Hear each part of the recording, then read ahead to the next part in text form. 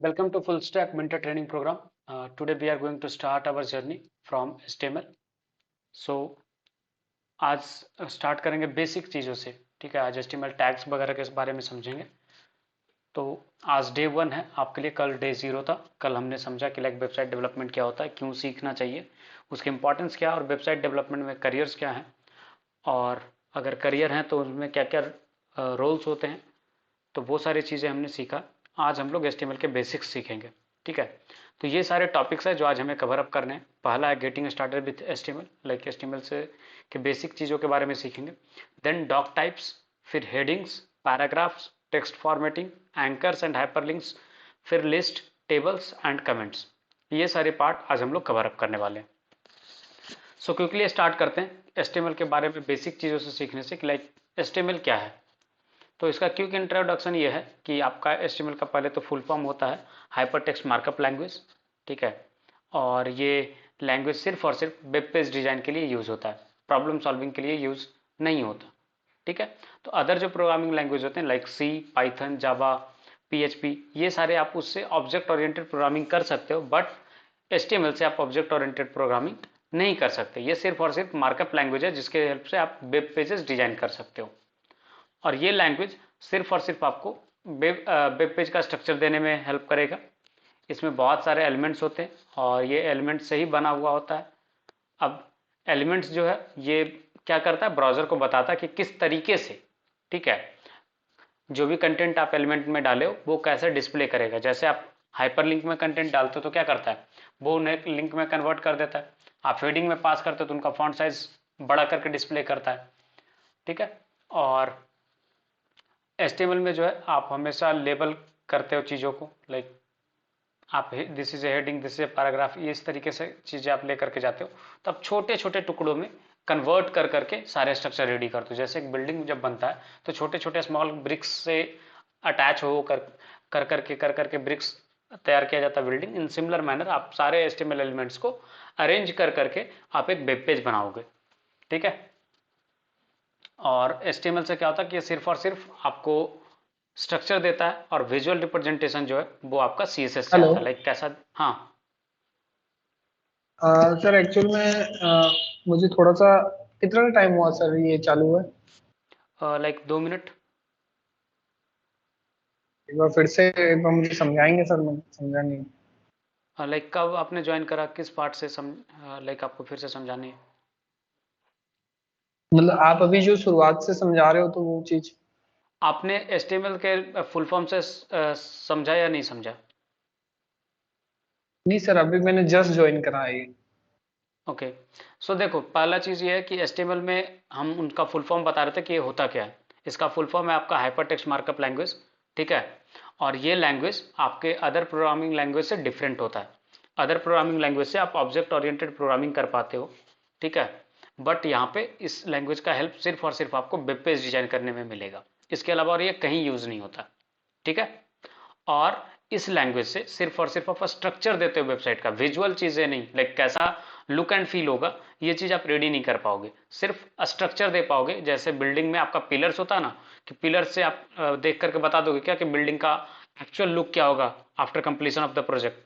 नहीं बताना पॉसिबल नहीं होता। सिमिलर वे में HTML से सिर्फ आप स्ट्रक्चर दे पाओगे, कैसा पूरा वेबसाइट दिखेगा ये CSS, जावास्क्रिप्ट, ये सारी चीज़ों पे भी डिपेंड करता है। तो इसका रोल सिर्फ इतना है कि ये स्ट्रक्चर देने में आपको हेल्प करेगा। फिर है कि ये जो लैंग्वेज है इसमें आप क्या करते हो कि बहुत सारे एलिमेंट्स का सीरीज बना हुआ होता है। जैसे आपका जब घर बनता है तो छोटे छोटे ब्रिक्स जुड़ करके एक दीवार रेडी होता है। सिमिलर वे में आप इसके हर एक एलिमेंट्स को अरेंज कर करके सीरीज में आप पूरा वेब पेज रेडी करोगे, ठीक है। और ये एलिमेंट सिर्फ और सिर्फ ये बताता है ब्राउजर को कि कोई भी कंटेंट जो उसके अंदर है उस एलिमेंट में वो कैसे डिस्प्ले किया जाएगा, कैसा दिखेगा, ठीक है। अब उसका visual appearance, like font size, colour, background में क्या होगा, ये सारी चीजें आप CSS से मैनेज करते हो, ठीक है। अब है इसमें कि लाइक जितने भी कंटेंट आपके रेडी होते हैं HTML के हेल्प से, तो ये छोटे छोटे टुकड़ा में होता है। Like this is A heading, like heading आप अलग रखते हो, टेक्स्ट अलग रखते हो, लिंक्स अलग रखते हो, इमेज अलग रखते हो, फिर सबको ग्रुप कर करके आप अरेंज करते हो चीज़ों को। तो ये तरीका आपका HTML में काम करने का। और ये लैंग्वेज सिर्फ और सिर्फ आपका एलिमेंट्स से बना हुआ है, ठीक है, बहुत सारे एलिमेंट्स कंप्राइज होकर के एक साथ मिल करके ये लैंग्वेज को फॉर्म करते हैं। और इसमें सिर्फ और सिर्फ आप व्यूअर को ये बताते हो कि कैसा स्ट्रक्चर होगा वेबसाइट का, आपका विजुअल अपीयरेंस इससे नहीं बता पाते हो आप। विजुअल अपीयरेंस के लिए आप यूज करते हो CSS, ठीक है। और यही दोनों चीज़ों को रीड करके एग्जीक्यूट करके ब्राउजर जो है वो एक्चुअल वेबसाइट डिस्प्ले करता है। यहां तक में क्लियर है? कुछ कंफ्यूजन है तो आप पूछ सकते हो।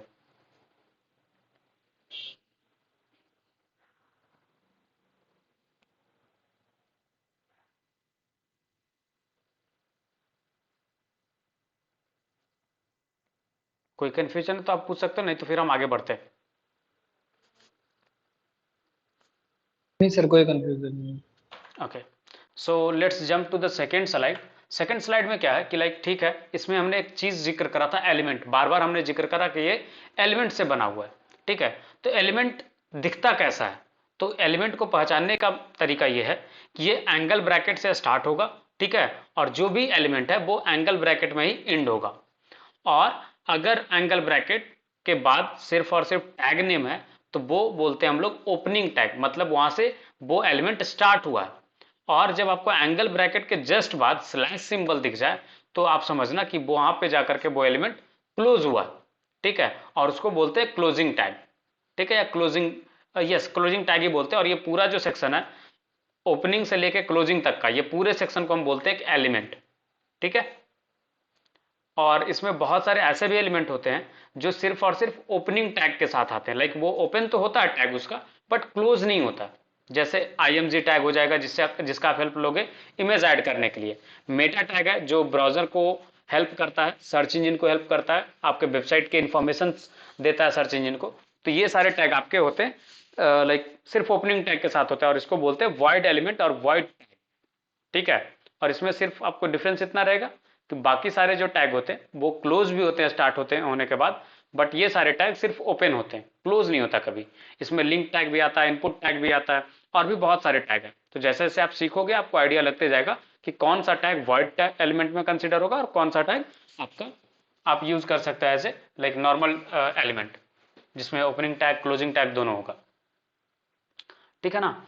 अब जब आप एक HTML पेज बनाते हो तो जैसे मैंने बताया था फर्स्ट स्लाइड पे कि ये बहुत सारे छोटे छोटे एलिमेंट्स को आप अरेंज करके रेडी करते हो। तो आपका एक वेब पेज में ना 100,000 भी हो सकता है नंबर ऑफ एलिमेंट्स एक वेब पेज पे, ठीक है। और इसी को ब्राउजर रीड करता है और लाइन बाय लाइन इंटरप्रेट करके उसको रेंडर करता है ताकि ह्यूमन जो है उसको देख सके पढ़ सके। अगर आप सोचो ना कि आपको प्रिंट का वेबसाइट आप ओपन करो, पूरा HTML कोड आपको दिखे, क्या आप उसको सही से पढ़ पाओगे? काफी मुश्किल हो जाएगा, राइट। तो विजुअली अपीयरेंस देता है जिससे स्ट्रक्चर्ड वे में सारा चीज दिखता है, तो ह्यूमन के लिए रीडेबल होता है, क्योंकि हर कोई HTML तो पढ़ करके वेबसाइट यूज करने नहीं आएगा, राइट। ऐसा होता है क्या कि लाइक आपको अगर वेबसाइट यूज करना तो आपको HTML सीखना पड़ेगा? कहीं पे देखे हो कि कोई ऐसा वेबसाइट है जो पूरा HTML टैग दिखा रहा और उसने वार्निंग दिया कि एक काम करो आप पहले जाके HTML सीखो तभी आप मेरा वेबसाइट यूज कर सकते हो?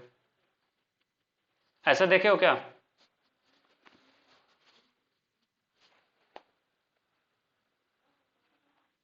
नहीं नहीं सर। हाँ, तो यही चीज है कि इससे आपका रीडेबल फॉर्मेट बनता है। अब आती है बारी कि इसमें क्या होता है कि बहुत सारे चीज आपको समझना पड़ता है कि एलिमेंट क्या होता है, टैग क्या होता है, ठीक है। तो एलिमेंट किसको बोलते हैं? तो लाइक जो जिस जस्ट नेम होता है ना, टैग का नेम, उसको बोलते हैं एलिमेंट। जैसे अगर ये रैप कर दिया आप एंगल ब्रैकेट के साथ तो ये कंसिडर होगा टैग। अगर आप इसी चीज को बिना एंगल ब्रैकेट के रखे हो तो क्या कंसिडर किया जाएगा? एलिमेंट, ठीक है। तो बेसिक डिफरेंस समझ गए एलिमेंट और टैग में?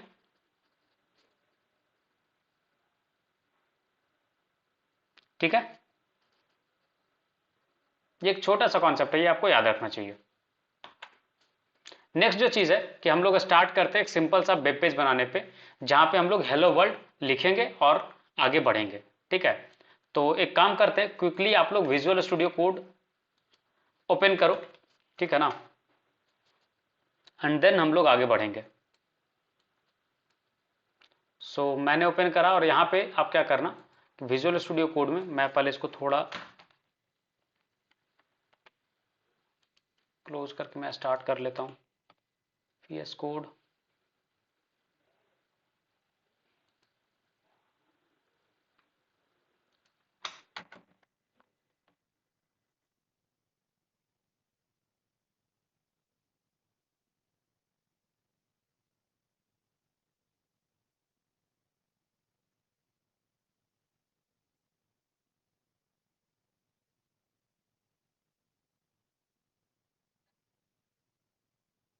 एक काम करते हैं हम लोग, एक नया फाइल पहले फोल्डर क्रिएट करेंगे, ठीक है।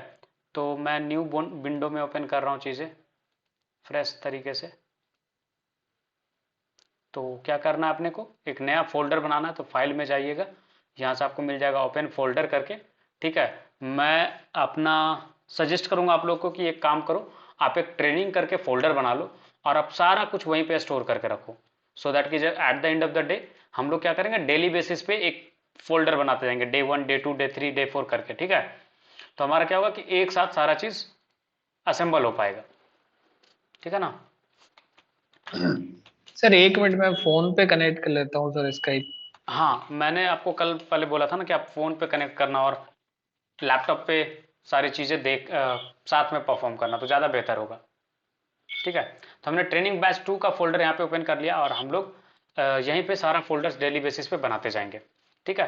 तो मैं फर्स्ट फोल्डर बना रहा हूँ डे 1 का, ठीक है। आज हम लोग डे 1 कंसिडर कर रहे हैं और हमने एक फोल्डर बनाया डे 1। डे 1 के अंदर क्या करना है आपको, आप फ़ोन से कनेक्ट कर लो, फिर बताना, फिर हम आगे कंटिन्यू करते हैं। तब तक आप लोग विजुअल स्टूडियो कोड ओपन कर लो और एक फोल्डर बना लो और उसी फोल्डर में आपका वीएस कोड स्टार्ट कर लो।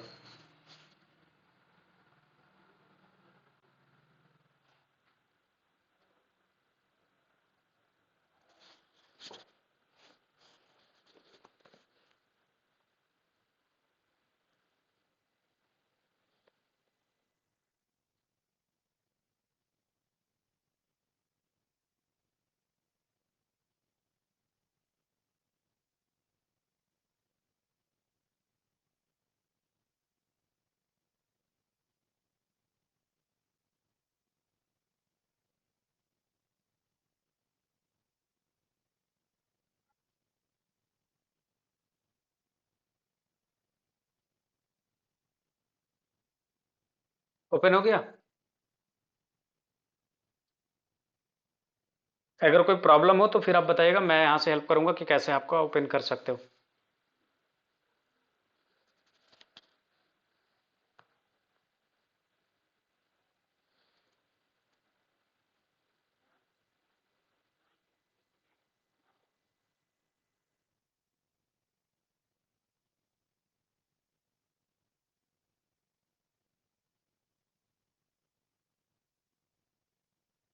हेलो।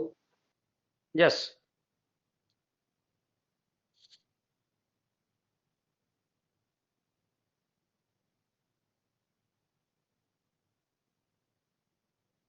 हेलो यस, बोलो।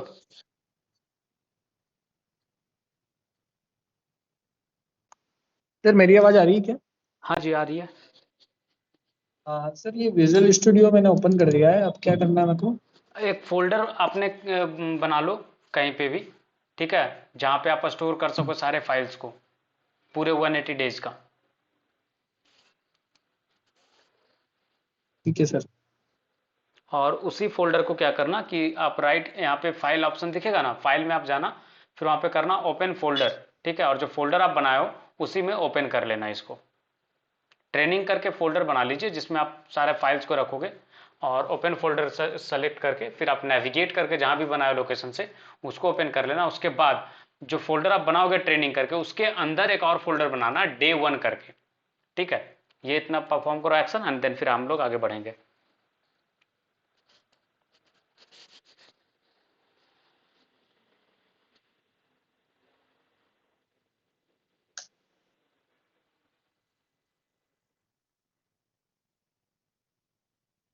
हाँ सर, ये ट्रेनिंग का मैंने फोल्डर ओपन कर दिया, अब इसके अंदर एक और फोल्डर बना।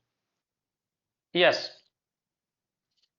यस, उसके अंदर एक फोल्डर बना लीजिए डे 1 करके, जैसे हमने बनाया ना, आपको स्क्रीन पे दिख रहा होगा, वैसे आप डे 1 करके फोल्डर बना लो।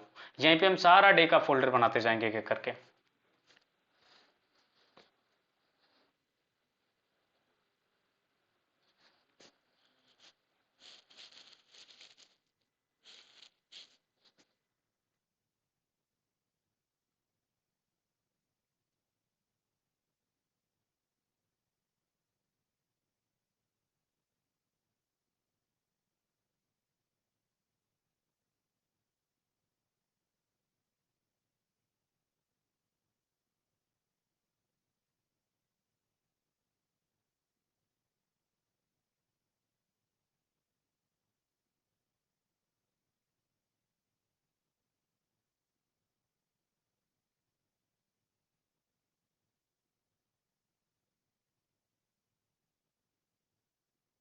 हो गया सबका फोल्डर रेडी, आगे बढ़े या अभी बाकी है? एक्सटेंशंस कौन सी डालनी है? एक्सटेंशंस में आप लोग जो इंस्टॉल करो वो एक्सटेंशन है आपका HTML5 करके सर्च करना, ठीक है। ये सिंबल है एक्सटेंशन का, HTML5 स्निपेट करके, HTML बॉयलर प्लेट करके एक दिखेगा, उसको इंस्टॉल कर लीजिएगा, ठीक है ना। ये काफ़ी है अभी फ़िलहाल के लिए। और अगर CSS के साथ कर पाओ तो बेहतर, HTML CSS सपोर्ट, बस ये दो काफ़ी है। ये दो अभी फ़िलहाल कर लीजिए, और एक लाइव सर्वर, बस ये 3 आप सर कर लो। एक ये HTML, सर ये HTML बॉयलर प्लेट इंस्टॉल करना है, और कौन सा इंस्टॉल करना है? और एक HTML CSS सपोर्ट, और एक लाइव सर्वर।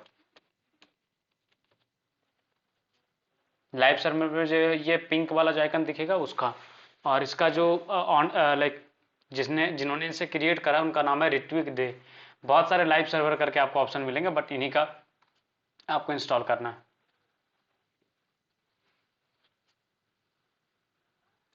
ये एक्सटेंशन इंस्टॉल हो जाए फिर आप बताओ, फिर हम लोग आगे बढ़ेंगे।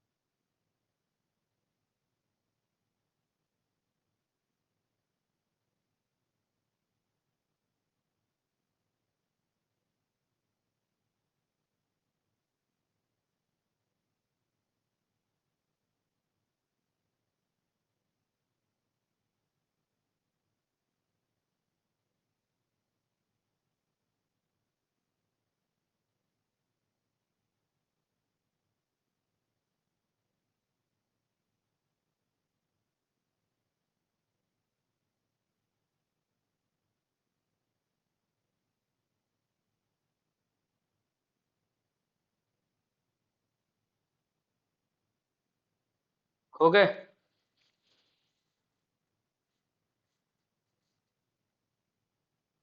सर इन सबको इनेबल भी तो, इनेबल भी करना है ना, इनेबल, इनेबल वो वाला एक्सटेंशन। ऑटोमेटिकली इनेबल रहेगा, जैसे ही आप इंस्टॉल करोगे ना ये इनेबल्ड ही रहेगा, ठीक है। और आपको डिसेबल ठीक। का ऑप्शन दिख रहा होगा। अगर ये ऑलरेडी इनेबल्ड है तो डिसेबल का ऑप्शन दिखेगा यहाँ पे, अगर इनेबल्ड नहीं होगा तो आपको इनेबल का ऑप्शन भी दिखेगा, तो आपको इनेबल भी करना होगा। अगर ये इस तरीके से दिख रहा है डिसेबल और अनइंस्टॉल, तो आपका इनेबल्ड है।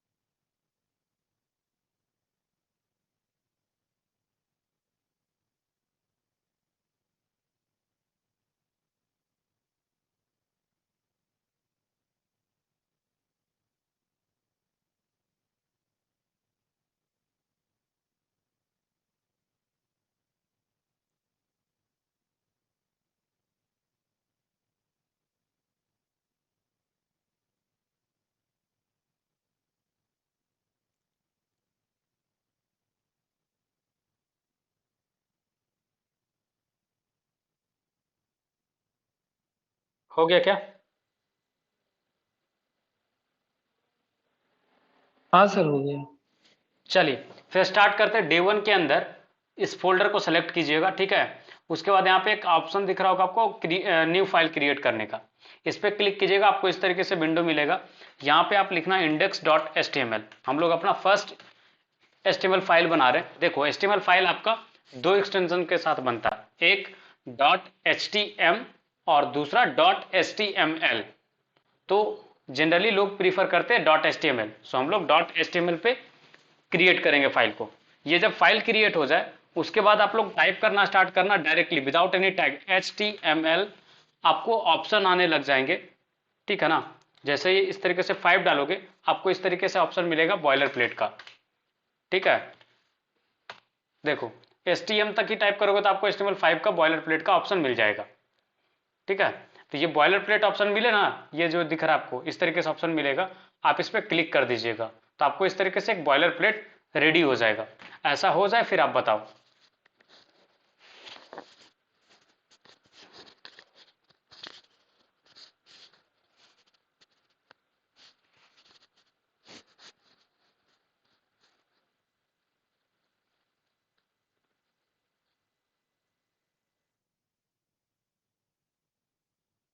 सर ये डे वन का फोल्डर मैंने क्रिएट करा है, फिर उसके बाद में क्या करना है? इसी डे वन फोल्डर पे क्लिक कीजिए तो वो आपका सेलेक्ट हो जाएगा। ठीक है, जैसे सेलेक्टेड दिख रहा है आपको स्क्रीन पे, फिर आप ऊपर में देखो file action, file new file create करने का न्यू फोल्डर, ये दो ऑप्शन दिख रहा है, तो फाइल वाले पे क्लिक करना सो दैट कि आपको न्यू फाइल क्रिएट करने का ऑप्शन मिल जाए। फिर आप यहाँ पे फाइल नेम टाइप करो index.html, फिर इंटर प्रेस करना, तो आपका एक नया फाइल क्रिएट हो जाएगा index.html। अच्छा, फिर उसके बाद में उसके बाद आप टाइप HTML। करना स्टार्ट करना HTML, HTM तक ही टाइप करोगे ना तो आपको ऑप्शन आने लग जाएंगे कि लाइक बॉयलर प्लेट के ऑप्शन देखो आ गए, तो नीचे सबसे नीचे वाला जो ऑप्शन दिखेगा HTML5 डैश बॉयलर प्लेट, उस पर आप क्लिक कर देना। आपका इस तरीके से इंटर प्रेस करोगे जैसे ही उस पर सेलेक्ट करने के बाद आपको ऐसा कुछ स्निपेट दिख जाएगा। सर ये HTML5 ही दिख रहा है, बॉयलर यहाँ पे नजर नहीं आ रहा है। तो आप उस पर इंटर उसी को सेलेक्ट करो तो कुछ स्निपेट आपको आ जाएगा स्क्रीन पे, हाँ, राइट? आ गया सर। आ गया। सिमिलर ऐसा ही है या फिर डिफरेंट है? सर डिफरेंट है क्योंकि वो बॉयलर था नहीं, मैंने खाली HTML5 पे ही क्लिक कोई करा है। बात नहीं, तो आपको ये दिख रहा होगा ये इतना, राइट? नहीं, अपनी फाइल को सेव करो कंट्रोल एस करके, तब बॉयलर प्लेट आ जाएगा। उन्होंने जो लाइक index.html बना उसको सेव कर दो। index.html करके फिर उसमें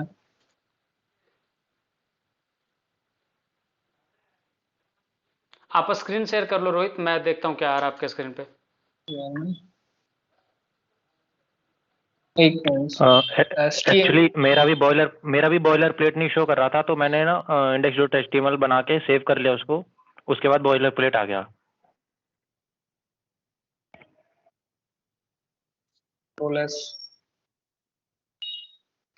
एक काम करता हूँ, वो उतना टेंशन नहीं लेने का नीड है, आप चैट में से कॉपी कर लो,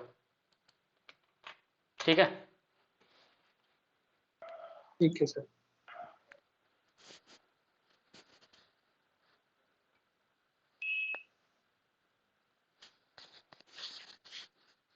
कॉपी करके पेस्ट कर लो।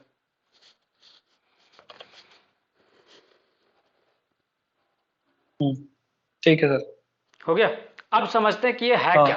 ठीक है, देखो बॉयलर प्लेट क्या होता है ना, बेसिकली बॉयलर प्लेट इसको बोला क्यों जाता है, जैसे आप रेस्टोरेंट में जाते हो, आप खाना ऑर्डर करते हो तो क्या लगता है आपको, आप कोई भी आइटम ऑर्डर करते हो तो क्या वो फ्रेशली स्टार्ट करते बनाना, या पहले से वो प्रिपेयर करके रखते हैं चीज़ों को, बस वो असेंबल करके चीज़ों को मिक्स करके फिर से गर्म करके हीट अप करके आपको सर्व करते हैं, राइट? यही प्रोसेस फॉलो होता है ना नॉर्मल रेस्टोरेंट में। हाँ सर। तो सिमिलर तरीके से क्या है कि अब बार बार चीज़ों को, जब भी आपको नया पेज क्रिएट करना हो, आप ये चीज़ें टाइप करो बार बार, ठीक है, A to Z चीज टाइप करो। क्या लगता है आपको ये टाइम वेस्टेज नहीं है, वेस्ट ऑफ टाइम नहीं है? फालतू में चीज़ें रिपीट कर रहे हैं हम लोग बैठ करके।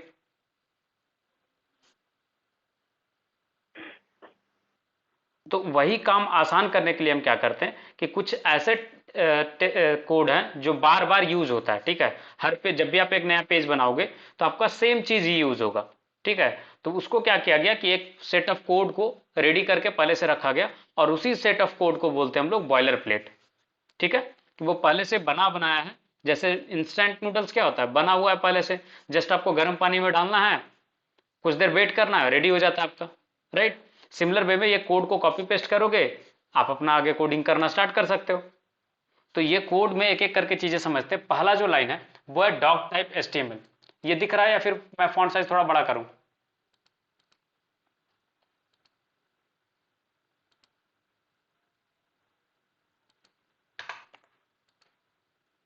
चलिए थोड़ा सा बड़ा कर दिया। तो देखो पहला जो लाइन है वो होगा, आपने नोटिस करा होगा, एंगल ब्रैकेट है, फिर एक एक्सक्लेमेशन मार्क है, फिर डॉक टाइप HTML है। ये एक्चुअली क्या बताता है ना, ये ब्राउजर को बताता है कि जो ये HTML यूज हुआ है यहाँ पे इस पर्टिकुलर पेज पे, ये वर्जन 5 और उससे एबव का कोड है। क्या बताएगा कि ये वर्जन 5 या उससे एबव का कोड है। ठीक है, इसका सिर्फ और सिर्फ इतना काम है। ये चीज क्या करेगा कि आपको सिर्फ इतना बताएगा कि ये HTML5 या उससे ऊपर का वर्जन का है। अब बोलो कि इसका नीड क्या है, क्यों बताएगा कि HTML5 से ऊपर का चीज है? इसलिए क्योंकि देखो HTML5 में नया नया चीजें आया ना, तो कुछ कुछ चीजें चेंज हुई हैं। ठीक है, आप सोचो कि आपके पास एक ऑटोमेटेड गाड़ी है जो लाइक ऑटोमेशन पे चलता है। अब उसमें आप मैनुअल जो व्हीकल्स होते हैं उसके टूल्स यूज करोगे उसको रिपेयरिंग में या फिर कोई सर्विसिंग में, तो क्या लगता है आपका आपका गाड़ी डैमेज होने का चांस है या नहीं है?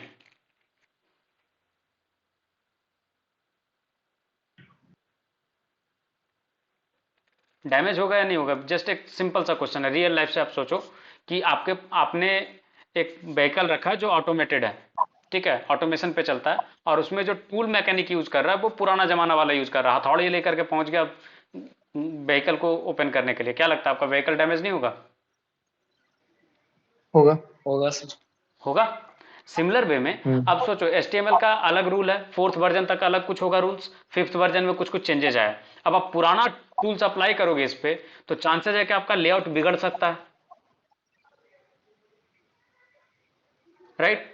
तो ब्राउजर को बताओगे ना कि आप कौन सा रूल अप्लाई कर रहे हो, कौन सा रूल ब्राउजर इस पे अप्लाई करके आपका वेब पेज को रेंडर करे।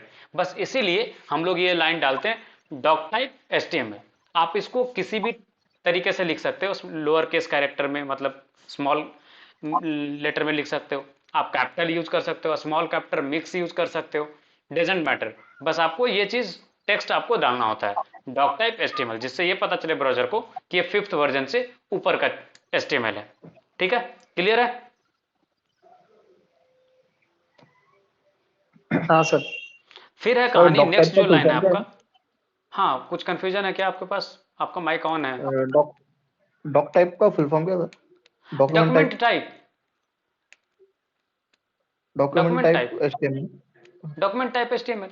देखो इसमें जितना भी टर्म यूज होता है ना CSE में, कंप्यूटर साइंस में, वो मोस्टली ना आपका रियल लाइफ से उठाया हुआ है, उसमें कुछ नया चीज नहीं है। ठीक है, आपको हर एक जगह पे लाइक कॉमन वर्ड दिखेंगे जो आप रियल लाइफ में यूज करते हो, इंग्लिश लैंग्वेज में जो यूज होता है ना वही सारे टर्म्स हैं यहाँ पे। ठीक है। हम्म। तो अब HTML क्या बताता है? ये बताता कि यहां से आपका स्निपेट स्टार्ट हुआ, ठीक है, जहां से HTML टैग स्टार्ट हुआ वहां से अंदर का चीज एक वेब पेज में कंसीडर किया जाता है। इसके बाहर आप कुछ लिखते हो वो इस वेब पेज का पार्ट कंसीडर नहीं किया जाएगा। ठीक है, वेब पेज का पार्ट कितना कंसीडर होगा? जो इस टैग के अंदर है। और इस टैग के अंदर क्या क्या है? तो ये इतना सेक्शन। ठीक है। अब क्या है कहानी कि जैसे आपका घर बनाते हो तो एक लेयर, उसके ऊपर दूसरा मतलब फ्लोर, फिर उसके ऊपर तीसरा फ्लोर, राइट? सिमिलर वे में आपका वेबसाइट पे दो पार्ट होता है। आपका वेबसाइट का दो पार्ट है, पहला हेड, ठीक है, जिसको हेडिंग टैग भी हम लोग बोलते हैं, और दूसरा आपका बॉडी। ठीक है, वेबसाइट का आपका दो सेक्शन है, जैसे इंसान ह्यूमन बॉडी में दो पार्ट अगर हम कंसीडर करें कि गर्दन के ऊपर एक पार्ट और गर्दन के नीचे दूसरा पार्ट, तो नीचे वाले पार्ट को बॉडी कंसीडर करें, ऊपर को हेड, तो हेड, ठीक है, और बॉडी, इस तरीके से दो सेक्शन में आपका बटा हुआ है पूरा HTML।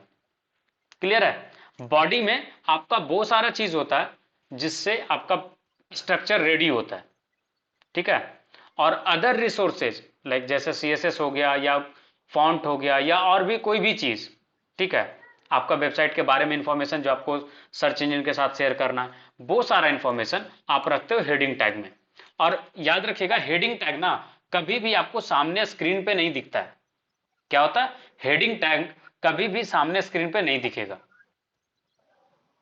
ठीक है, जो भी आप बॉडी टैग के अंदर रखोगे वही आपको स्क्रीन पे दिखेगा, यूजर के स्क्रीन पे। क्लियर है या कुछ कंफ्यूजन है? सर इसमें एक फूटर भी तो होता है मतलब। फुटर पे आएंगे हम लोग, अभी आप वेब पेज पे हम लोग क्या बोले? मैंने बोला कि जस्ट आप ये सोचो वेबसाइट का दो हिस्सा, एक जो यूजर को दिखता है, दूसरा जो यूजर को नहीं दिखता। ठीक है, जो नहीं दिखता वो सारा चीज आपका हेड टैग में होता है, जो यूजर को दिखता है वो सारा बॉडी टैग में होता है। और फुटर आपको दिखता है या नहीं दिखता? दिखता है। दिखता है चलो। ना, तो बॉडी टैग में कंसिडर करेंगे ना उसको। अभी हम बॉडी टैग में आकर के फ्रैगमेंट करेंगे तो वहां पे वो सारी चीजों को समझेंगे। ठीक है, क्लियर है? ठीक है सर। अभी आप यही सोचो ना कि लाइक अभी हमने गड्ढा खोदा या आप पिलर ढूंढ रहे हो कि पिलर कहाँ गया। पिलर लगाएंगे तब तो ढूंढेंगे ना कि पिलर का बेसमेंट कहाँ और पिलर का हेड वाला नोजल कहाँ है, राइट? तो वही चीज है। हाँ सर। आप एक एक करके धीरे धीरे हम लोग समझेंगे बेसिक बेसिक चीजों को, क्योंकि बिल्डिंग ब्लॉक्स मिस कर जाओगे ना तो यहीं पे प्रॉब्लम होता है कि आप ऐसा वेबसाइट बना के बैठ जाते हो जो ना तो सर्च इंजन ऑप्टिमाइज्ड होता है, ना ही सिक्योरिटी में आपका सही से परफॉर्म करता है, ठीक है, और ना गूगल के सर्च में जल्दी ऊपर आता है। तो वैसे वेबसाइट हमें नहीं बनाने हैं, बेकार की कोडिंग्स नहीं करनी है, हमें ऐसा कोडिंग सीखना है जो यूजफुल हो। ठीक है, तो बेसिक बेसिक फंडा समझिएगा। हेड में क्या आता है? वो पार्ट जो वेबसाइट पे नहीं दिखता है, और बॉडी में वो पार्ट जो वेबसाइट पे दिखता है। क्लियर है? अब क्या होता है, हेड टैग में जो ये टेक्स्ट दिख रहे हैं वो क्या है? तो जितने भी मेटा टैग आपको दिख रहा है ना, मेटा, ये सिर्फ और सिर्फ ब्राउजर के हेल्प के लिए है या फिर सर्च इंजन के हेल्प के लिए। सर्च इंजन मतलब गूगल हो गया आपका, फिर माइक्रोसॉफ्ट एज का सर्च इंजन खुद का है, फिर आपका डकडकगो है, समझ रहे हो? तो ये सारे सर्च इंजन है, तो उनके हेल्प के लिए। जैसे आप सोचो, आपने घर के आगे नेम प्लेट नहीं लगाया, ठीक है, आपने घर के आगे नेम प्लेट नहीं लगाया, कोई डिलीवरी बॉय आपके घर पे कुरियर डिलीवर करने आया, क्या लगता है आपका घर उसको इजीली मिल जाएगा जब तक बिना पड़ोसी से ना पूछे वो? नहीं सर। नहीं नहीं मिलेगा मिलेगा। सर।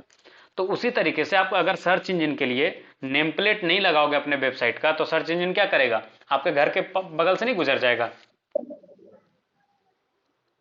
हाँ। तो आपने वेबसाइट बनाया, आपने बताया नहीं अपने वेबसाइट के बारे में, लाइक आपका वेबसाइट का टाइटल क्या है, आप शॉर्ट में डिस्क्रिप्शन नहीं बताए वेबसाइट के बारे में कि क्या किस चीज़ से रिलेटेड आपका वेबसाइट है, क्या क्या कीवर्ड है जो इंपॉर्टेंट है, जो कीवर्ड सर्च किया जाए गूगल पे तो आपका वेबसाइट ऊपर आए, ये सारा इन्फॉर्मेशन आप नहीं बताओ, तो क्या होगा? गूगल का बॉट आएगा, आपका वेबसाइट को लिस्ट करेगा ही नहीं, तो गूगल पे आपका पेज दिखेगा ही नहीं। अगर कोई डायरेक्टली डोमेन नेम डाल रहा है तब जाके आपका वेबसाइट दिख रहा है, अदरवाइज दिख ही नहीं रहा। तो वैसा वेबसाइट बनाओगे क्या? No sir. नहीं ना। तो ये सारे मेटा टैग्स है ना, ये उसी चीज के लिए। अगर आप पढ़ो एक एक करके तो समझने का आपको क्लियरली समझ में आएगा कि किसका क्या मतलब है। पहला जो टैग है मेटा, कैरेक्टर सेट, UTF-8, ये क्या बता रहा है कि जो हम कोडिंग यूज कर रहे हैं वो किस कैरेक्टर सेट पे यूज कर रहे हैं। ये कैरेक्टर सेट इनकोडिंग होता है, ठीक है, जो भी सिस्टम होता है ना, हर सिस्टम का अपना अपना इनकोडिंग होता है। तो जो विंडोज ऑपरेटिंग सिस्टम है उसका इनकोडिंग क्या है? UTF-8, ठीक है, ये एक इनकोडिंग का फॉर्मेट है। अब इसमें ज्यादा नहीं डीप जाते हैं, हर चीज में ज्यादा डीप घुसना भी सही नहीं होता। तो UTF-8 एक इनकोडिंग कैरेक्टर टाइप है, वो हम यूज करते हैं, इसलिए हम बताया ब्राउजर को कि हमने जो कैरेक्टर सेट यूज किया है ना टाइपिंग वगैरह के लिए, ताकि उसको वो उस तरीके से रीड कर सके, वो UTF-8 है। ये ब्राउजर के लिए इंफॉर्मेशन है, ठीक है। फिर हमने डाला कि मेटा टैग HTTP इक्विवेलेंट, ये किसके इक्विवेलेंट होगा? XUA कंपैटिबल, मतलब ये आपका हर ब्राउजर के लिए कंपेटेबल होना चाहिए। कंटेंट ये किसके लिए? ये बेसिकली इंटरनेट एक्सप्लोरर के लिए है, जो अब एज ब्राउजर में चेंज हो चुका है, ठीक है। तो ये डाला हमने कि HTTP रिक्वेस्ट भी आता, तो आप इसको कंसिडर करो, क्योंकि उनका अपना प्रोटोकॉल है उसके सर्च इंजन का, ठीक है, जो उनका अपना सर्च ब्राउजर है ना एज, उनका अपना लॉजिक है, तो उसके लिए हमने डाला कि ठीक है ये आराम से चला जाए। जैसे ही आप इस पे जाओगे, देखो आपको बता रहा है डिफाइन से पैराग्राम directive the attribute named HTTP equivalent because all the allowed values are names of particular HTTP content header, और ये कंटेंट का लैंग्वेज बताता है कि किस लैंग्वेज में ये चीज है, ठीक है, और सिक्योरिटी पॉलिसी क्या है, कंटेंट टाइप क्या है, ये बहुत सारा चीज इसमें कंसीडर होता है, ठीक है। तो उतना डीप में भी नहीं जाएंगे, जब हम लोग सिक्योरिटी वाला पार्ट पे जाएंगे तब आपको ये सारी चीजें समझाएंगे, ठीक है। एक चीज इस बॉयलर प्लेट में छूट रहा है, वो है लैंग्वेज। आपको ना हमेशा बताना चाहिए कि आप जो लैंग्वेज यूज कर रहे हो कंटेंट में आपका, ठीक है, कंटेंट में अगर आप रीजनल बताना चाहते हो तो EN आपको बात डालना पड़ेगा। ये हो गया इंग्लिश इंडिया। अगर आप डाल रहे हो EN US, इसका मतलब हो गया इंग्लिश USA फॉर्मेट में। EN UK, इसका मतलब हो गया इंग्लिश यूनाइटेड किंगडम में जो यूज होता है उसके फॉर्मेट में। तो हम लोग लोकल इंडिया में यूज कर रहे हैं तो हम लोग लिखेंगे EN IN। अगर आप हिंदी यूज कर रहे हो कंटेंट में, जैसे बहुत सारा ऐसा वेबसाइट देखा होगा जहाँ पे हिंदी में कंटेंट होता है, बहुत सारा ऐसा वेबसाइट देखा होगा जो रीजनल लैंग्वेज में कंटेंट होता है, तो वो सब ये लैंग्वेज बताते हैं ब्राउजर को, सो दैट कि ब्राउजर उसके अकॉर्डिंग एक्ट करे। ठीक है, समझ में आई बात? हाँ सर। ठीक है, जो आपने बहुत सारे वेबसाइट पे देखा होगा, जब आप जाते हो वेबसाइट पे तो आपको ट्रांसलेट करके एक ऑप्शन देता है कि आप उसको ट्रांसलेट कर सकते हो अदर लैंग्वेज में। आता है नहीं आता है? कुछ कुछ वेबसाइट पे आपने देखा होगा कि आप उसके कंटेंट को अदर लैंग्वेज में ट्रांसलेट कर सकते हो। ऐसा कभी नोटिस किया आप? हाँ सर, वो गूगल पे होता है ना ट्रांसलेटर। नहीं नहीं नहीं, ट्रांसलेटर नहीं, आप किसी वेबसाइट पे हो, आप उस पे पहुंचे, वो ऊपर में एक कॉर्नर में ना थोड़ा सा आ जाता है कि आप इसको ट्रांसलेट कर सकते हो अदर लैंग्वेज में, आपके रीजनल लैंग्वेज में हाँ या फिर अदर हाँ, लैंग्वेज में। हाँ सोशल हाँ। मीडिया के उस पे आता है। सोशल मीडिया केस में आता है, प्लस हम्म। और भी जगह पे आता है। वो क्यों आ पाता है पता है आपको? उसका रीजन ये है ना कि आपने बताया होता है कि ये पर्टिकुलर किस लैंग्वेज में है। तब क्या होगा, गूगल के लिए आसान हो जाता है ना लैंग्वेज को समझना कि हाँ इसमें सिर्फ इंग्लिश यूज हुआ है भाई, तो वो उसको उसके हिंदी के अकॉर्डिंग ट्रांसलेट कर सकता है सारा कंटेंट को उठा करके। अब आप लैंग्वेज ही जस्टिफाई नहीं करोगे तो कैसे वो करेगा ट्रांसलेट? समझ रहे हो आप? थोड़ा मुश्किल हो जाएगा उसके लिए। जैसे आप सोचो कि आपको ऐसा क्लासरूम में भेज दूं जहां पे आपको लैंग्वेज नहीं पता कि टीचर कौन सा लैंग्वेज में पढ़ा रहा है, आपके लिए थोड़ा सडन सरप्राइज नहीं हो जाएगा? पहले तो आपको समझना पड़ेगा कि कौन सा लैंग्वेज यूज कर रहा है, तभी तो आप ट्रांसलेटर एंड ऑल सबका यूज कर पाओगे। Right sir. राइट। हाँ, तो इसके लिए हम क्या करते हैं कि पहले ही बता देते हैं कि लैंग्वेज हम यूज कर रहे हैं वो क्या है।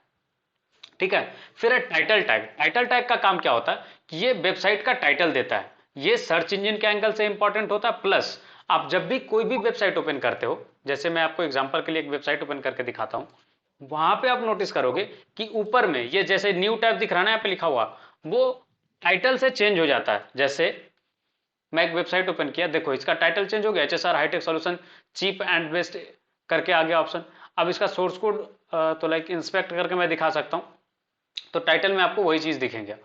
देखो हेड टैग है, हेड टैग को मैं ओपन किया, इसके अंदर मैं आ जाऊं, ये मेटा डिस्क्रिप्शन है और टाइटल पे, यस ये रहा आपका टाइटल। इसको अगर मैं ओपन करके दिखाऊं तो क्या है टाइटल में, पढ़ो, वही चीज तो है। मैं जूम कर दे रहा हूं थोड़ा सा, ठीक है। अब देखो टाइटल में टैग में क्या है, जो टाइटल टैग में वही चीज ऊपर आ रहा है, देखो मैच करो, मैं इसके ऊपर कर्सर लेके ऊपर भी कॉर्नर में आ रहा होगा टेक्स्ट, है सेम चीज। तो ये टाइटल वहां पे जाकर के फिट होता है, और ये एक आउटर स्ट्रक्चर होता है जो ब्राउजर को बताता है कि आपका वेबसाइट जो है किस चीज के बारे में। एक टाइटल देते हो, जैसे एक बुक का टाइटल होता है ना, वैसे ही ये चीज होता है। अब सोचो ना, आप खुद ही आप एक बुक का स्टोर पे गए, आपको बुक परचेज करना है, तो आप कैसे पहचानते हो कि आपको कौन सा बुक चाहिए? आप टाइटल पढ़ते हो, राइट, उसका ऑथर का नेम देखते हो, ये सब चीजों से तो पहचानते हो। ऐसा होता है क्या कि आप बुक स्टोर पे गए, बुक उठाए, शुरू से लेकर लास्ट तक पढ़ा, फिर आपने सोचा अच्छा ये बुक काम का है, ले जाता हूं इसे खरीद के? तो भाई जब आपने पढ़ ही लिया तो आप बुक क्यों परचेज करोगे? राइट, समझ रहे हो मैं क्या कहना चाह रहा हूं? आप जब पूरा घर घूम ही लिए तो मैप का क्या मतलब हुआ? राइट, तो आप सर्च इंजन के लिए हेल्प में डालते हो कि हाँ ये इस टाइटल पे वेबसाइट है, अगर किसी ने ढूंढा उससे रिलेटेड तो ये उसको आगे करेगा कि हाँ ये भी एक वेबसाइट है भाई, आप देख सकते हो। ठीक है, तो टाइटल उस पर्पस के लिए यूज होता है। फिर अब मेटा टैग, जिसमें आप डालते हो डिस्क्रिप्शन, ये नेम में आप बताते हो किस टाइप का मेटा टाइप है। तो डिस्क्रिप्शन में क्या करते हो, आप एक शॉर्ट डिस्क्रिप्शन डालते हो अपने वेबसाइट के बारे में कि आपके वेबसाइट के ऊपर किस तरीके का चीजें हैं अवेलेबल, तो आप कंटेंट में बहुत सारी चीजें डालते हो। सिमिलर तरीके से मेटा टैग दो तीन और यूज करते हो, जैसे मेटा नेम में आप यूज करते हो टाइटल, फिर टाइटल बताते हो। मेटा में फिर आप यूज करते हो कीवर्ड्स, फिर आप कीवर्ड्स यहाँ पे कॉमा सेपरेटेड वैल्यू डालते हो कंटेंट में। तो ये सारे मेटा टैग होते हैं जो सर्च इंजन के लिए इंपॉर्टेंट होते हैं। ठीक है, क्लियर है?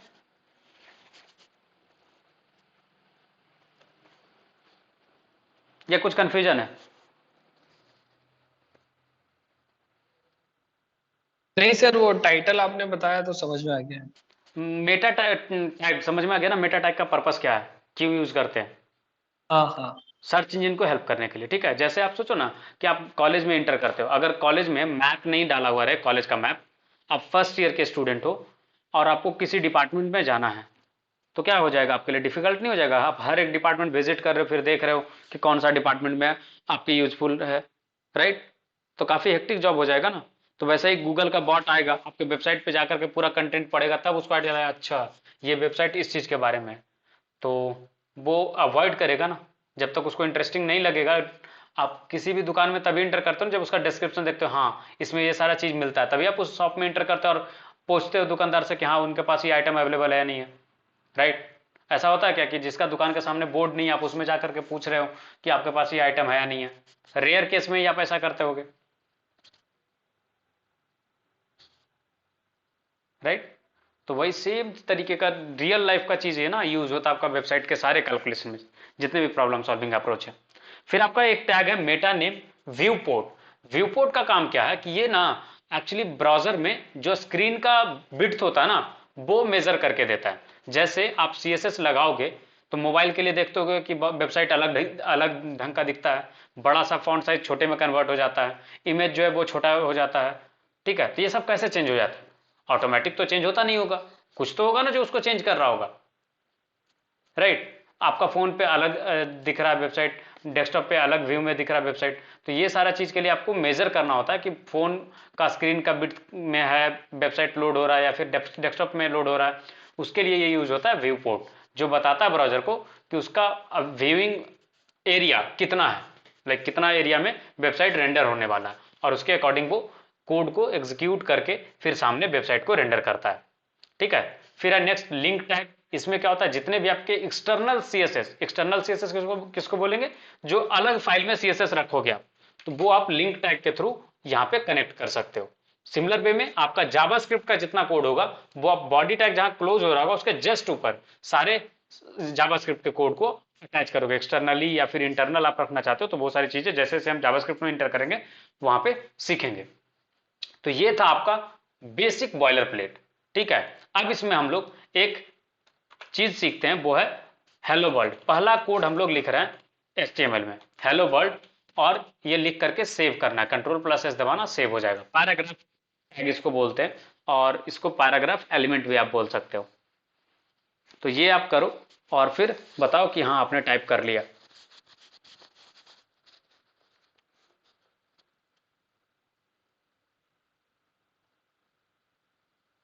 जब हो जाए तो बता देना खुद से, सो दैट कि हम लोग आगे बढ़े, ज़्यादा टाइम वेस्ट नहीं करते, क्विकली धीरे धीरे हम लोग बढ़ते जाएंगे आगे, ठीक है।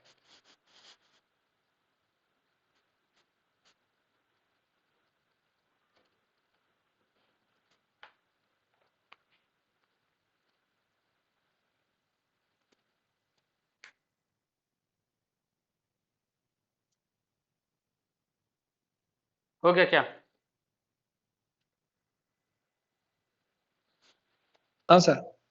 चलिए, अब क्या कीजिएगा, राइट क्लिक कीजिएगा तो आपको एक ऑप्शन मिलेगा ओपन विथ लाइव सर्वर करके। देखो मिल रहा ऑप्शन? सर ये अगर मिल लिखने जाए के तो फिर बाद बताओ। उसको सेव भी से करना है ना? यस सर, बिना सेव किए कैसे होगा? Control control plus S. S. ये तो वही कहानी हो गई ना कि आप दुकान पे गए, शॉपिंग किए, सब कुछ पेमेंट वगैरह कर दिया, थैला वहीं पे छोड़ के मस्त घर आ गए। क्या ये सही लगेगा? ऐसा करते हो कभी? जी सर। तो वही चीज है, लिखे हो तो उसको सेव करोगे तभी तो वो फाइल सेव होगा, राइट।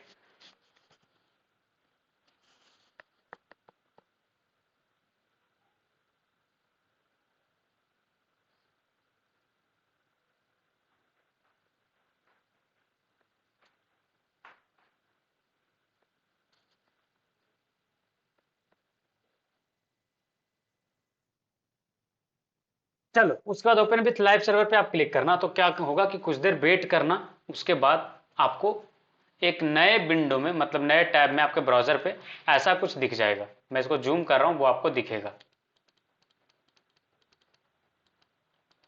हेलो वर्ल्ड आपको लिखा हुआ दिखेगा। ऐसा आ जाए आउटपुट फिर बताना हमें।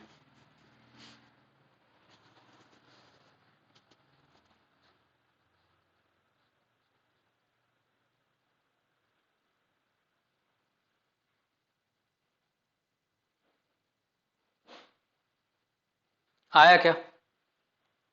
राइट क्लिक फिर ओपन विथ लाइव सर्वर, फिर ऐसा कुछ आउटपुट आएगा। आकाश आपका तो आ गया होगा आउटपुट। हाँ हाँ आ गया मेरा तो, मतलब तो फॉन्ट छोटा है उसका थोड़ा, बाकी हाँ आ गया। फॉन्ट छोटा है, मैंने 500% पे करा यार। अच्छा अच्छा, ठीक है। और एक का नाम क्या, मैं नाम भूल गया उनका, गेस्ट यूजर, आप अपना नेम चेंज कर लो यार, ताकि पता चले कौन हो। सर मैं ही होगा गिरीश। अच्छा गिरीश, हाँ तो आप नेम चेंज कर लो थोड़ा, ज़्यादा बेहतर होगा। नेम का ऑप्शन कहाँ पे सर? नेम लाइक आप जैसे ज्वाइन किए हो ना, आपको ऑप्शन मिलता होगा। वो ऑप्शन में सर मैंने जल्दी जल्दी में कर दिया था ऑप्शन देखो। अच्छा कोई बात नहीं।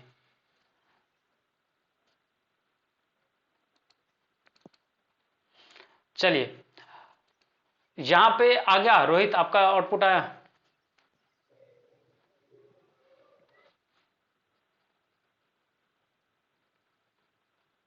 हेलो। हाँ सर आ गया। चलिए, तो बैठे नहीं रहना, बता देना, ठीक है ना, नहीं तो फिर हमारा पता चला हम लोग बैठ के टाइम पास कर रहे हैं, ठीक है। तो वो चीज़ नहीं करना हमें। तो हमें आउटपुट आया। अब अगर यहाँ पे नोटिस करो ऊपर में टैब में, आप अपना चेक करना, आपको वहाँ पे दिख रहा होगा 127.0.0.1 कोलोन 5500/day1/index.html। देखो दिख रहा है टाइटल में, मतलब टैब के ऊपर, राइट। तो ये क्यों दिख रहा है, क्योंकि हमने टाइटल डिफाइन नहीं करा है, इसलिए ऐसा दिख रहा है। अब हम लोग कोड में जाएंगे और टाइटल वाले पार्ट में लाइन नंबर 6 पे, ठीक है, हम लोग ऐड करेंगे HTML, ठीक है। और डे 1 है ना, तो 01 करके हम लोग ऐड करेंगे और सेव करेंगे। सेव करने के बाद रिफ्रेश नहीं करना, जस्ट आप ब्राउजर में आ जाना, आपको ऑटोमेटिकली ये चेंजेस हो गया होगा, ठीक है। जस्ट सेव करते जाओगे, यहाँ पे रीलोड होते जाएगा, आपको रीलोड करने की नीड एक नहीं है। मिनट फिर से बताना सर आप। देखो यहाँ पे हमने क्या करा, टाइटल टैग में गए और यहाँ पे HTML-01 ये डाला, जिससे ये समझ में आया कि डे 1 का ये कोड है, ठीक है। जस्ट एक टाइटल ऐड करा और सेव करा Ctrl+S से। उसके बाद आउटपुट जो है वो ऐसा कुछ आपको आ जाएगा, ठीक है। अब मैं क्या कर रहा हूँ कि पैरेलल में ही ओपन कर दे रहा हूँ दोनों चीज, एक साइड पे हमारा कोड, दूसरे साइड पे हमारा आउटपुट, सो दैट कि हम साथ में देखते जाएंगे, ठीक है।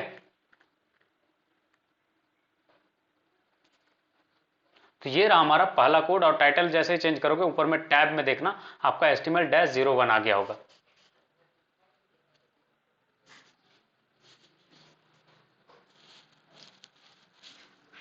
आ गया सर। रोहित आपका आया। हाँ आ गया सर आ गया। चलिए, तो आपने टाइटल लिख दिया। अब पीपीटी पे आते हैं, पहले एक बार पीपीटी खत्म कर देते हैं, फिर आपको एक एक करके चीजें पढ़ाएंगे, ठीक है। पीपीटी पहले एक्सप्लेन कर देते हैं। तो ये H1 टैग, देखो इसके बाद क्या है कि ये पेज का ब्रेकडाउन करता हूं मैं। डॉक टाइप HTML क्यों होता है आपको बता दिया, HTML5 डॉक्यूमेंट बताता है। HTML पेज है, हेड टाइटल ये सब चीज आपको बता दिया है। फिर डॉक टाइप क्यों यूज करते हैं, ये चीज हम अच्छे से समझ चुके हैं, राइट। ये बताता क्या कि ये किस स्ट्रक्चर में हमने यूज करा, वर्जन 5 से अब आती बारी हेडिंग्स का, कि हेडिंग कितने होते हैं। तो HTML में ना आपको टोटल 6 तरीके का हेडिंग अलाउड होता है, ठीक है। टोटल 6 हेडिंग अलाउड होता है, याद रखिएगा। और सबसे बड़ा हेडिंग H1 होता है, ठीक है। सबसे बड़ा हेडिंग H1 होता है, सबसे छोटा हेडिंग H6 होता है। और ये H1 का फॉन्ट साइज बड़ा होता है, H6 का फॉन्ट साइज छोटा होता है, और थोड़ा थिकनेस में भी डिफरेंस होता है, ठीक है। तो ये 6 तरीके का ऑप्शन आपको मिलता है कि आप यूज कर सकते हो हेडिंग वेबसाइट में, ठीक है। नेक्स्ट है आपका कि लाइक जो भी आप हेडिंग यूज करोगे तो हमेशा ट्राई कीजिएगा कि आप H1 टैग को ऊपर रखो, फिर H2 टैग, फिर जब आपको नेक्स्ट जो सब हेडिंग डालना पड़े तो आप H3 में डालो, ठीक है। ये नहीं कि H2 के अंदर H1 टैग डाल रहे हैं, तो वो क्या करता है ना, आपका SEO में, सर्च इंजन ऑप्टिमाइजेशन में, आपका थोड़ा मार्क्स कट कर लेगा आपका मार्क्स। वो ये समझेगा कि आपको आइडिया नहीं है कि कैसे रखते हैं। जैसे आप बुक पढ़ते हो तो क्या देखते हो, जो चैप्टर का टाइटल होता है वो सबसे बड़ा फॉन्ट में होता है, फिर उसका जो सब हेडिंग होता है उससे छोटा होता है, फिर उसके भी जो सब हेडिंग होते हैं वो उससे छोटा होते हैं। इस तरीके से हायरार्की मेंटेन होता है ना। सिमिलर वे में देखो यहाँ पे आउटपुट जो एक कोड है, H1 टैग है, फिर H2 टैग है, H2 टैग के अंदर अगर आप देखो तो H3 टैग है। H3 टैग दो पैरेलल में रख सकते हो, H2 टैग यहाँ कंप्लीट हुआ, फिर इसके पैरेलल में आप H2 टैग रखो, चलेगा। फिर H2 टैग जब कंप्लीट हो गया तो आप H1 टैग H1 के पैरेलल में रख सकते हो। ये नहीं कि नेस्टेड फॉर्मेट में आप लाइक उल्टा रख दो, लाइक आपने बाहर रखा है H2 को, अंदर रख रहे हो H1, या बाहर रखा है H4, अंदर रख रहे हो H2 या H3, तो वो सही फॉर्मेट नहीं होता है, ठीक है, समझ में आई बात या नहीं? Yes sir. रोहित? हाँ सर, आ गया। तो ये चीज ध्यान रखिएगा। फिर आपका पैराग्राफ, पैराग्राफ में ना ये तीन चीज इंपॉर्टेंट है। पहला पी टैग, जो पैराग्राफ लिखने के लिए काम आता है। कोई भी नॉर्मल टेक्स्ट आप जो देखते हैं ना वेबसाइट के ऊपर, वो पैराग्राफ में आता है। फिर है बी आर टैग, जब भी आपको लाइन ब्रेक चाहिए होगा कि लाइक लाइन ब्रेक करके दूसरे लाइन से स्टार्ट हो टेक्स्ट, तो आप वहां पे बी आर टैग यूज करते हो। और बी आर टैग आपका वॉइड टैग है। वॉइड टैग मतलब ये ओपन होगा, क्लोज होता नहीं है, याद रखना। बी आर क्या है? वॉइड टैग है। फिर प्री है, जो लाइक प्री फॉर्मेटेड होता है। जैसे पी में क्या होगा ना कि एक्स्ट्रा व्हाइट स्पेस आप डालोगे तो वो हट जाएगा, ठीक है। पैराग्राफ में आप एक्स्ट्रा व्हाइट स्पेस डालोगे वो हट जाएगा और नॉर्मल टाइप में आपको दिखेगा। बट प्री टैग यूज करोगे तो क्या होगा, जो भी चीज आप डालोगे कुछ भी फॉर्मेट नहीं होगा, लाइक उस पर सीएसएस अप्लाई नहीं होगा। एचटीएमएल वाला जो बेसिक एचटीएमएल का सीएसएस है प्री डिफाइंड, वो अप्लाई नहीं होगा। जैसे भी आप डालोगे प्री फॉर्मेटेड वे में आपको दिख जाएगा। इसका आउटपुट मैं दिखाऊंगा, ये याद रखिएगा आप। प्री का मतलब है प्री फॉर्मेटेड टेक्स्ट, ठीक है। नेक्स्ट है आपका टेक्स्ट फॉर्मेटिंग। तो ये 10 तरीके का टेक्स्ट फॉर्मेटिंग होता है। पहला हाईलाइटिंग, अगर आपको कोई टेक्स्ट को हाईलाइट करना हो तो कैसे करोगे। दूसरा है बोल्ड, किसी टेक्स्ट को बोल्ड करना हो तो कैसे करोगे। तीसरा है इटैलिक, इटैलिक करना हो तो underline, abbreviation, inserted, deleted, stricken, superscript, subscript. ये 10 हम लोग फॉर्मेट करेंगे और ये विजुअली आप देखोगे तो ज्यादा बेहतर रहेगा, ठीक है। फिर 6 में एंकर एंड हाइपरलिंक, और इसके बाद हमारा आज का सेशन आई गेस यहीं पे एंड हो जाएगा। सॉरी, लिस्ट टेबल, अच्छा ठीक है, थोड़ा लंबा है तो एक एक करके कंप्लीट करते हैं। 2 चीज पहले कंप्लीट करेंगे तब हम इस पे आएंगे। तो पहला चीज क्या था, हम कंप्लीट करने वाले हेडिंग्स। हेडिंग्स कंप्लीट करने के लिए हम लोग आते हैं इस पे, और 6 हेडिंग हम लोग कंटिन्यू एक के बाद एक लिखते जाएंगे। सो थोड़ा सा स्पेस में ऐड कर रहा हूँ सो दैट रीडेबल हो ये, ठीक है। H1 टैग स्टार्ट कर रहा हूं, इसमें लिखा दिस, सॉरी हेडिंग 1, आप लोग भी लिखते जाओ साथ में। वैसे मैं लास्ट में कॉपी पेस्ट करके आपको दे दूंगा। H2 tag, heading 2, H3 enter press करोगे तो ऑटोमेटिकली एंगल ब्रैकेट वगैरह लगते जाएगा, ठीक है ना। आप टैग टाइप करते जाना, देखो इसके बाद इंटर प्रेस करोगे ऑटोमेटिकली ये टैग में कन्वर्ट हो जाएगा। एलिमेंट नेम लिखो, टैग में कन्वर्ट हो जाएगा। हेडिंग 4, H5, हेडिंग 5 और H6, ये हो जाएगा आपका हेडिंग 6, ठीक है। अब आप देखो आउटपुट, जैसे ही सेव करा ये हेडिंग आउटपुट आ गया। और देखो हेडिंग 1 सबसे बड़ा है फॉन्ट साइज में, हेडिंग 2 उससे छोटा है और थिकनेस भी थोड़ा कम हुआ है, हेडिंग 3, फिर हेडिंग 4, हेडिंग 5, हेडिंग 6। तो इस तरीके से आपका फॉन्ट साइज और थिकनेस घटते जाता है। क्लियर है या कुछ कंफ्यूजन है? मैं ये 6 हेडिंग का टाइप किया हुआ आपको देता हूँ चैट में, सो दैट कि अगर आप चाहो तो ब्राउजर में आप डायरेक्टली अपने पास कोड स्टेटमेंट पे कर सकते हो। क्या करना ना नेक्स्ट क्लास से कि आप लोग व्हाट्सएप डेस्कटॉप पे ओपन कर लेना, सो दैट कि मैं, या फिर स्काइप का चैट जस्ट ओपन कर लेना। स्काइप ओपन करोगे ना अपना ब्राउजर में, वहां से ज्वाइन मत करना आप, जस्ट आप डेस्कटॉप पे ओपन करना, तो आपको चैट मिलते जाएगा वहां पे स्काइप का।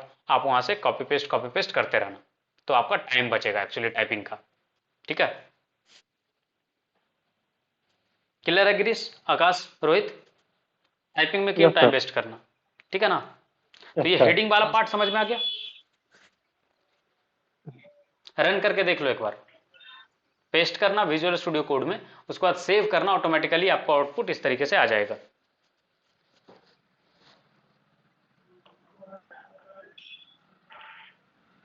हाँ सर, आ गया। चलिए नेक्स्ट हम लोग सीखने वाले थे, वो था पैराग्राफ। पैराग्राफ में क्या होगा, जैसे ही लिखोगे दिस इज अ पैराग्राफ, ये नॉर्मल टेक्स्ट जैसे होता है ना वैसे आ जाएगा। देखो आ गया। अब इसमें एक बी आर टैग, तो क्या करते हैं यहां पे आई एम अ टेक्स्ट, ठीक है। अब देखो ये क्या है, सब एक साथ है। अब आपको लाइन ब्रेक चाहिए होगा, like I am a text जो है वो नेक्स्ट लाइन में स्टार्ट हो, तो क्या कर सकते हो आप यहाँ पे, आप यूज कर सकते हो यहाँ पे B R tag, line break. और जैसे ही बी आर टैग आप यूज करोगे, देखो ये क्या हुआ, आई एम ए टेक्स्ट आ गया, राइट। अब आपको एक चीज दिखाता हूं, प्री टैग। एक चीज बोला था प्री टैग, ये बिना फॉर्मेट हुए आपका ऑपरेट होता है। मैं सेम चीजें, ठीक है ना, बी आर टैग के साथ इसको कॉपी पेस्ट करके प्री टैग में डाल रहा हूं, सेम चीज। अब आप नोटिस करना कि ये आई एम ए टेक्स्ट जो है, देखो डिफरेंस, ये स्टार्टिंग से स्टार्ट हुआ, बट ये क्या किया, व्हाइट स्पेस के साथ स्टार्ट हुआ। क्यों? क्योंकि बी आर टैग के बाद अगर आप नोटिस करो तो एक व्हाइट स्पेस है यहाँ पे, है ना, एक स्पेस का जगह, यही स्पेस ये यहाँ पे आपको दिखा रहा है। तो ये फॉर्मेट किया उसको? नहीं किया फॉर्मेट, एक्स्ट्रा व्हाइट स्पेस था वो रहने दिया। एक और मैं ऐड करता हूं, देखो एक और ऐड हो जाएगा, सेव किया, देखो और खिसक गया, एक और ऐड किया, सेव किया और खिसकते जाएगा, देखो ऐड करते जाऊंगा खिसकते जाएगा। ठीक है, तो इसी को बोलते प्री फॉर्मेटेड टेक्स्ट। समझ में आई डिफरेंस दोनों में? प्री फॉर्मेटेड टेक्स्ट और पैराग्राफ टेक्स्ट में दोनों में डिफरेंस समझ में आ गया कि कब कहां पे यूज करोगे? आइडिया लग गया होगा अब? Yes sir. क्लियर है रोहित, आकाश? हाँ सर। सर इसमें क्लोजिंग टैग नहीं लगेगा क्या? किस में? अच्छा, ये बी आर बीच में भी लग सकता है मतलब? बी आर टैग क्लोजिंग नहीं होता ना, वो वॉइड टैग है, मैं तो नोट आपको बताया था कि वो वॉइड टैग है। हाँ हाँ हाँ हाँ। हाँ, क्लियर है, आगे बढ़े। हाँ अब 10 फॉर्मेटिंग स्ट्रक्चर है, लाइक टेक्स्ट के ऊपर आप 10 फॉर्मेटिंग अप्लाई कर सकते हो। एक एक करके क्विकली हम लोग कंप्लीट करेंगे। पहला है आपका बोल्ड। ठीक है, बोल्ड के लिए क्या करते हैं, अपन एक पैराग्राफ लेते हैं और इसको लिखते हैं दिस इज अ पैराग्राफ। ठीक है, इसको अपन कॉपी पेस्ट कर लेंगे और इसी पे सारा चीज अप्लाई करेंगे। ठीक है, इसको कॉपी कर लेते हैं, सेव कर लेते हैं। और बोल्ड करना हो तो क्या करना होगा आपको, जिस भी सेक्शन को आपको बोल्ड करना है उसको बी टैग में रैप करना होगा। किसमें? B tag, B for bold. अब देखो आपका टेक्स्ट जो है ये नॉर्मल टेक्स्ट था, दिस इज ए पैराग्राफ, ये बोल्ड वाला टैग है, टेक्स्ट है बोल्ड या नहीं है? और कमेंट कैसे ऐड होता है, तो कमेंट जब भी आपको ऐड करना हो HTML में तो आप यूज करते हो एंगल ब्रैकेट एक्सक्लेमेशन मार्क, दो डैश, दो कंसेक्यूटिव डैश, फिर आपका कमेंट स्टार्ट हो जाता है। फिर जब एंड करना हो तो दो कंसेक्यूटिव डैश, फिर एंगल ब्रैकेट क्लोजिंग वाला, और ये आपका कमेंट एंड हो जाता है। ठीक है, तो इस तरीके से आप ऐड कर सकते हो। अगर आप विजुअल स्टूडियो कोड पे हो तो कंट्रोल प्लस साथ में स्लैश की दबाना, जो क्वेश्चन मार्क के साथ होता ना स्लैश, उसको, तो आपका कमेंट वाला टैग ऑटोमेटिकली जनरेट हो जाएगा। अब इसमें पैराग्राफ हम लोग पेस्ट करते हैं और इटैलिक के लिए क्या यूज होगा, आई, याद रखना, इटैलिक के लिए आई। और जैसे ही हम लोग इसको आई में रैप करेंगे, अब देखना ये इटैलिक हो गया होगा, देखो है इटैलिक, ये नॉर्मल टेक्स्ट और ये इटैलिक टेक्स्ट। आप ऑब्जर्व कर पा रहे होगे या नहीं कर पा रहे? अब ये दोनों कोड पहले मैं आपको दे देता हूं, फिर हम लोग आगे बढ़ेंगे। मैंने चैट में डाल दिया। नेक्स्ट है हमारा इटैलिक के बाद अंडरलाइन। ठीक है, अंडरलाइन के लिए क्या करेंगे? ये इटैलिक के लिए ईएम भी होता है ना? नहीं, वो अलग चीज है। ईएम वाला टैग से इटैलिक हो जाता है, बट वो अलग सिनेरियो, वो भी हम उस पर डिस्कशन करेंगे हम लोग। ठीक है। तो अंडरलाइन के लिए क्या करेंगे, यू टैग। जब टेक्स्ट को एम्फेसाइज करना होता है ना, तब हम यूज करते हैं ईएम टैग, समझे? जब टेक्स्ट को एम्फेसाइज करना होता है। सर एक बार फिर से बताओ ना सर, वो अंडरलाइन वाला। अंडरलाइन वाला यू टैग है, जस्ट यू टैग अंडरलाइन। देखो आ गया underline, B for bold, I for italic, U for underline. कोई कंफ्यूजन इसमें? नहीं सर। आगे बढ़े। हाँ सर। नेक्स्ट जो चीज है वो हमें सीखना है हाईलाइट। देखो हाईलाइट में क्या होता है, जैसे ही आप किसी भी टेक्स्ट को मार्क टैग के अंदर डालोगे,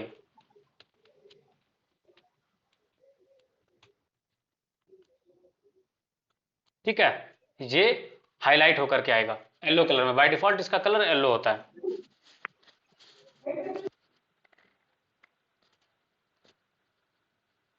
क्लियर है या कुछ कंफ्यूजन है?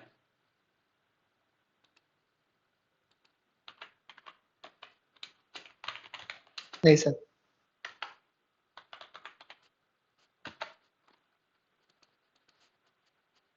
अब अगर आपका मन हो कि नहीं मैं इसे ग्रीन कलर में हाईलाइट करना चाहता हूं, तो आप इसके लिए CSS अप्लाई कर सकते हो। ठीक है, और उसके अकॉर्डिंग फिर आप चेंजेस कर सकते हो। ठीक है, तो जब CSS करेंगे तो ये सारी चीज़ें चेंज करके देखेंगे। तो हमने अभी तक 4 फॉर्मेटिंग पार्ट देख लिया। नेक्स्ट जो चीज़ है वो था हमारा, लाइक एक बार PPT देख लेते हैं और क्या क्या छूट रहा है वो पार्ट हम लोग एक बार नोटिस कर लेते हैं। तो हमने 10 चीज़ें सीखना था, highlighting, bold, italic, underline, abbreviation. Abbreviation में क्या होता है कि लाइक शॉर्ट फॉर्मेट में आपको अगर कोई चीज़ डिफाइन करना हो, जैसे आपने लिखा है HTML, उसका फुल फॉर्म आपको दिखाना हो हाइपर टेक्स्ट मार्कअप लैंग्वेज, तो कैसे दिखाते हैं वो चीज़। देखो ये जो चीज़ है ना, अब डेप्रिसिएट हो गया, लाइक कुछ कुछ ब्राउजर पे आपका काम करेगा, कुछ पे आपका काम नहीं करेगा। ठीक है, ये याद रखिएगा कि लाइक ये टैग जो है आपका कुछ कुछ पे काम करेगा, कुछ कुछ पे काम नहीं करेगा, क्योंकि ये डेप्रिसिएट हो गया है। बहुत सारी जगह पे काम आता है, बहुत सारी जगह पे नहीं भी काम आता है। बस आपको अंडरलाइन रहेगा ये, और जैसे उस पर जाएंगे ना तो आपको उसका ये बताता है कि लाइक उसका एब्रिविएशन क्या है। ठीक है, जैसे मैं एक पैराग्राफ टैग बना रहा हूं और यहां पे लिख रहा हूं this is a HTML document. ठीक है, डॉक्यूमेंट, और HTML को क्या कर रहा हूं, इसको रैप कर रहा हूं मैं ABBR टैग में। एब्रिविएशन का टैग कौन सा है, ABBR। ठीक है, और HTML को यहां पे क्लोज करा।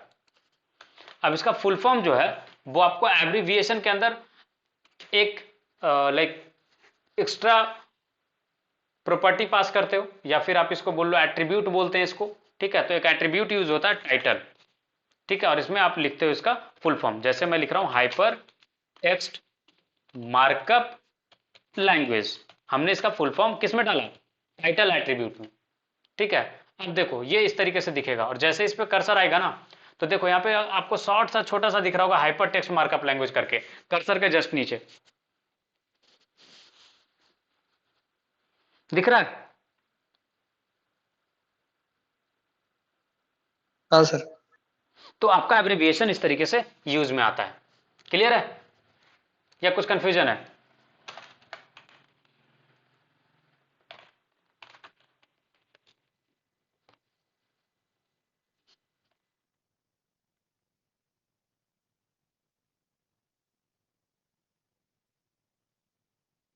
नेक्स्ट है हमारा inserted tag. Like inserted tag में क्या होगा कि वो अंडरलाइन हो जाएगा। जैसे एक पैराग्राफ में लिखता हूं दिस पेज, या फिर रुको, एक काम करते हैं, माई फेवरेट कलर इज, और इंसर्टेड में जो भी चीज आपको दिखाना हो, जैसे fill in the blanks type होता है ना, तो यहां पे मैं लिख रहा हूं रेड। ठीक है, ये फिल इन द ब्लैंक्स में मैंने भरा है। तो INS टैग से क्या होता है, ये रिप्रेजेंट करता है कि कोई चीज इंसर्ट किया गया, और ये अंडरलाइन फॉर्मेट में होता है। ठीक है, क्लियर है कि कैसे ये काम करेगा? सर ये जो चीज है ना, आपने जो रेड करी फिर अंडरलाइन करी, तो ये चीज किस काम आएगी? देखो जब भी आपको fill in the blanks type का चीज आपको डिस्प्ले करना है वेबसाइट पे, या फिर आप ये दिखाना चाहते हो कि कोई चीज कट करके नया चीज ऐड किया गया, तो उसके लिए आप यूज करोगे INS टैग का, कि ये इंसर्ट किया गया भाई। ठीक है, ठीक है सर। अब है नेक्स्ट जो चीज हमें पढ़ना वो है डिलीटेड। हाँ बोलो। स्प्लिट स्क्रीन सर 60-40 का रेशो कर देते हैं ना। 60-40 मतलब?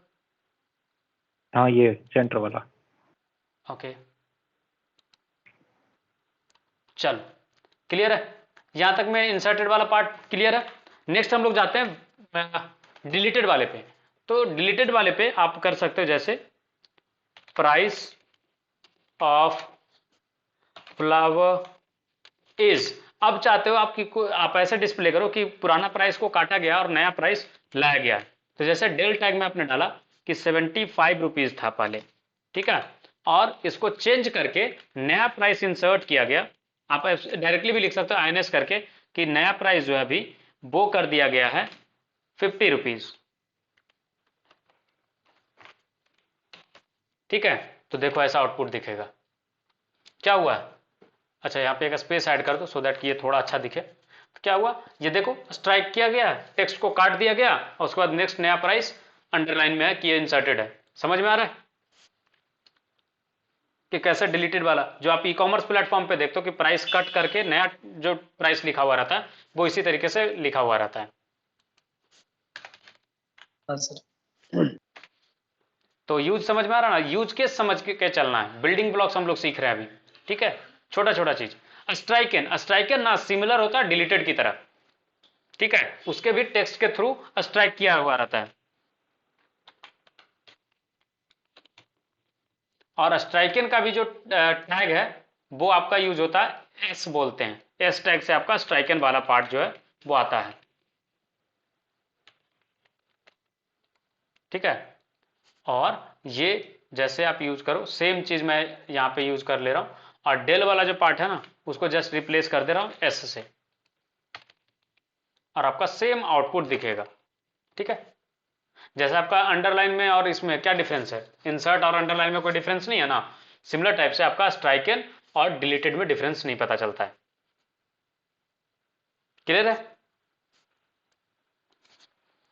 या कुछ कंफ्यूजन है? कंफ्यूजन है तो आप पूछ सकते हो।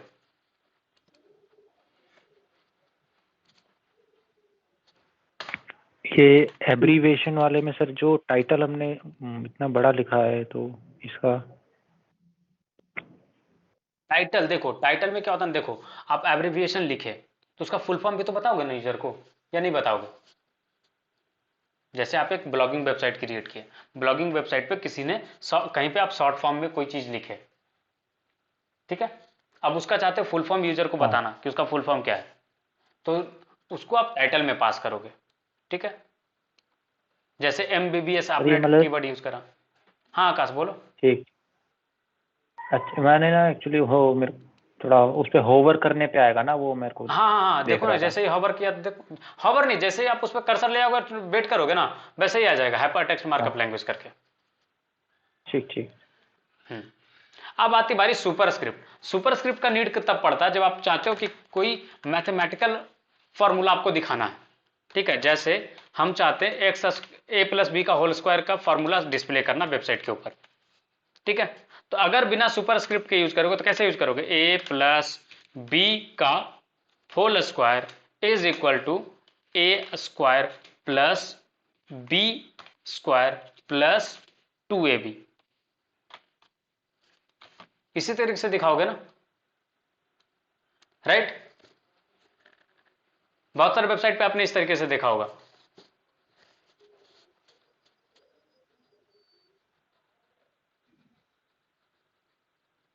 देखा या नहीं देखा? Yes sir. बट ये अच्छा लग रहा है क्या? मुझे तो नहीं पर्सनली पसंद। तो आप क्या कर सकते हो, यहाँ पे हेल्प ले सकते हैं सुपर स्क्रिप्ट टाइप का, और इसका टैग है SUP, ठीक है। और जैसे आप इसको SUP टैग में रैप करोगे ये इस तरीके से पावर में आ जाएगा, देखो।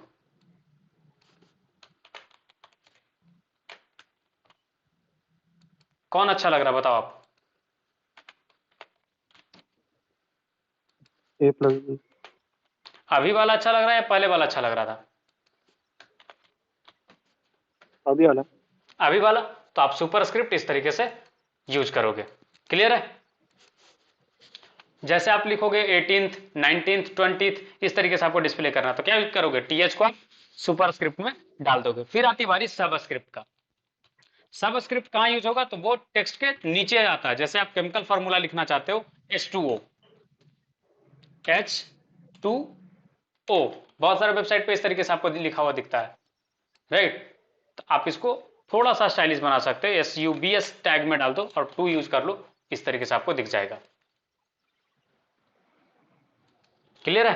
तो सुपर स्क्रिप्ट सब स्क्रिप्ट कैसे यूज करेंगे,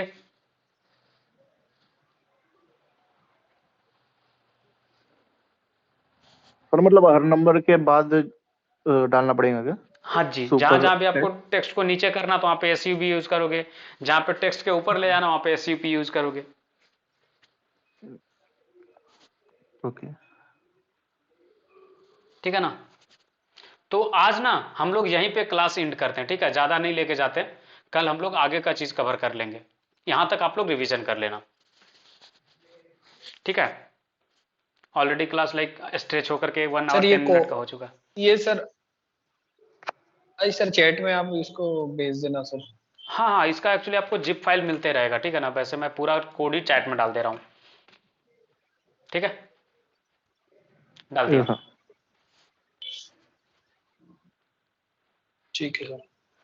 चलिए, thank you and good night, see you guys tomorrow. Good night sir, thank you.